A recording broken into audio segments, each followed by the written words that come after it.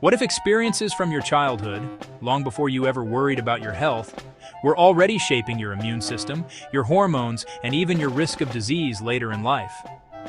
Modern science suggests that early life stress doesn't just affect emotions or behavior. It can leave lasting biological footprints inside the body. And these changes may increase the risk of chronic inflammation and even autoimmune diseases decades later. Childhood is one of the most sensitive and dynamic periods of human development. During these early years, the brain, immune system, and stress response systems are still being built and fine-tuned. This means they are highly adaptable, but also highly vulnerable.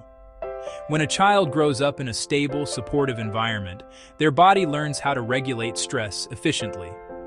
But when stress becomes frequent, intense, or prolonged, the body may adapt in ways that are helpful in the short term, but harmful in the long run.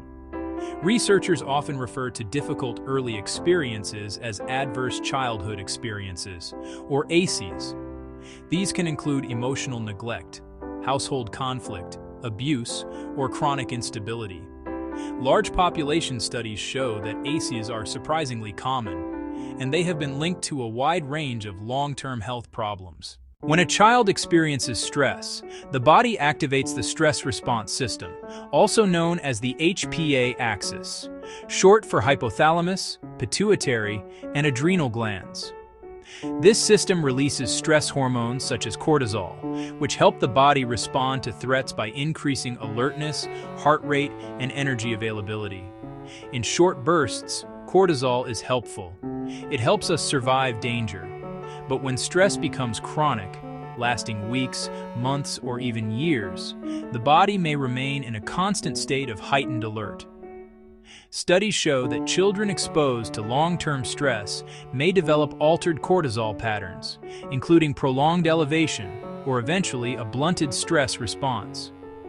These hormonal disruptions can ripple across multiple biological systems, including metabolism, brain development, and, crucially, the immune system. The immune system is designed to protect us from infections and injuries, but it relies heavily on signals from hormones like cortisol to know when to activate and when to calm down. Under normal conditions, cortisol actually helps reduce inflammation after a threat has passed. It acts like a braking system that prevents the immune response from going too far. However, chronic stress can disrupt this feedback loop. Over time, immune cells may become less sensitive to cortisol, meaning the body struggles to shut down inflammation effectively. This can lead to persistent low-grade inflammation, a subtle but ongoing immune activation that can damage tissues and organs over many years.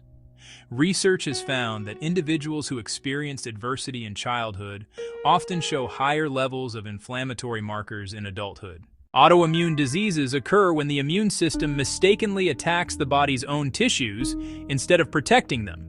Examples include rheumatoid arthritis, lupus, multiple sclerosis, psoriasis.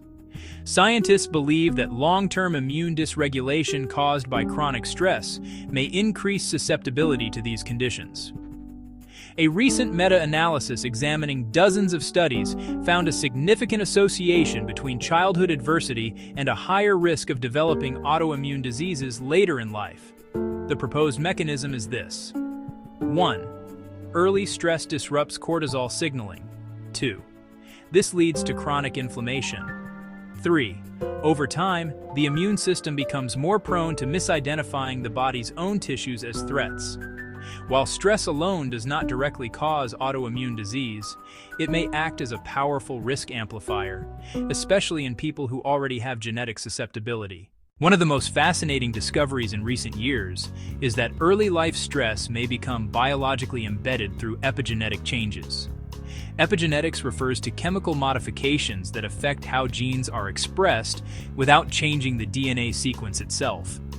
Stress in early life has been shown to alter gene activity related to immune responses, inflammation, stress hormone regulation. These changes can persist for decades, essentially creating a biological memory of early experiences that continues to influence health throughout adulthood.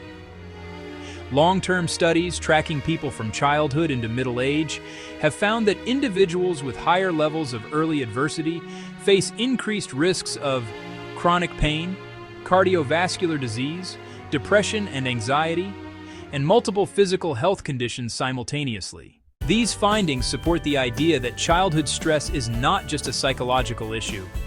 It is a major public health concern with lifelong biological effects.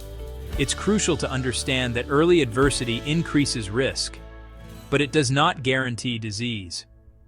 Many people who experience difficult childhoods go on to live healthy lives. Protective factors such as supportive relationships, therapy or counseling, healthy lifestyle habits, stress management skills can help regulate the stress response and reduce inflammation over time. The human body is remarkably adaptable, and healing is possible at any age. The experiences we have as children don't just shape our memories and personalities, they may also shape the very biology of our immune system.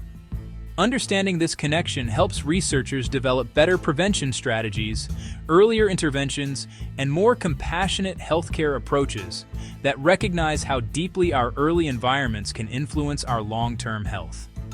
If you found this video informative, consider subscribing to The Human Blueprint for more science-backed insights into how your body and mind are connected.